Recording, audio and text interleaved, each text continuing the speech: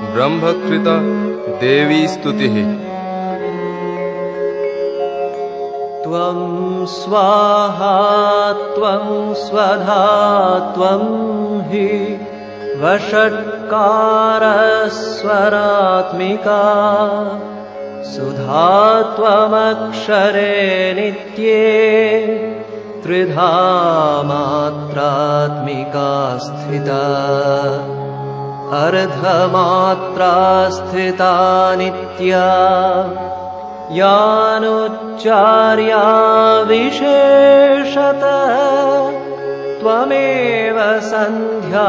सावित्री त्वं देवी जननी परा त्वयैतद्धार्यते विश्वम् त्वयैतत्सृज्यते जगत् त्वयैतत्पाल्यते देवी त्वमत्स्यन्ते च सर्वदा विसृष्टौ सृष्टिरूपा त्वं स्थितिरूपा च पालने तथा संहृतिरूपान्ते जगतोऽस्य जगन्मयी महाविद्या महामाया महामेधा महास्मृतिः महामोहा च भवति महादेवी महासुरी प्रकृतिस्त्वं च सर्वस्य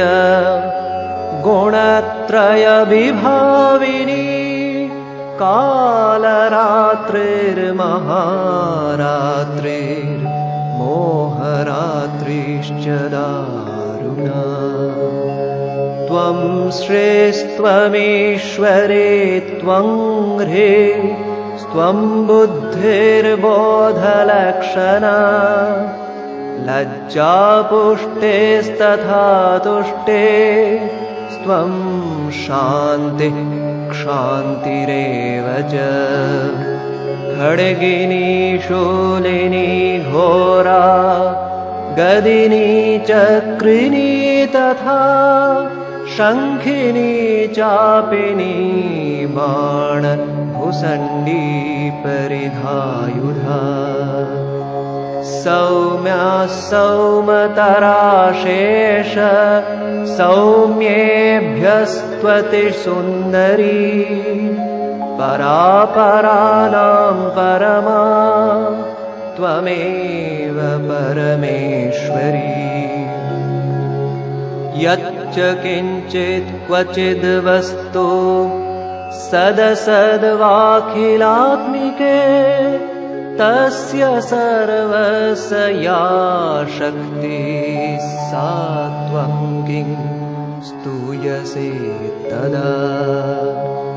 यया त्वया जगत् स्रष्टा जगत्पातात्ति यो जगत्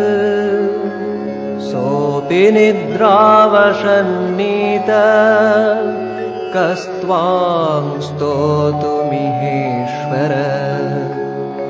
विष्णुः शरीरग्रहणम् अहमीशान एव च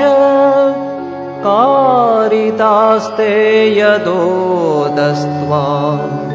कस्तोतुं शक्तिमान् भवेत् सा त्वमित्थं प्रभावैस्वै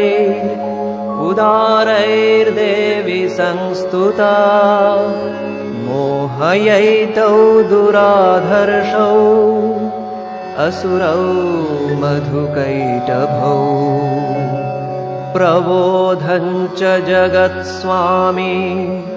नीयतामच्युतो लघु बोधश्च क्रियतामस्य हन्तुमेतौ महासुरौ बोधश्च क्रियतामस्य हन्तुमेतौ महासुरौ।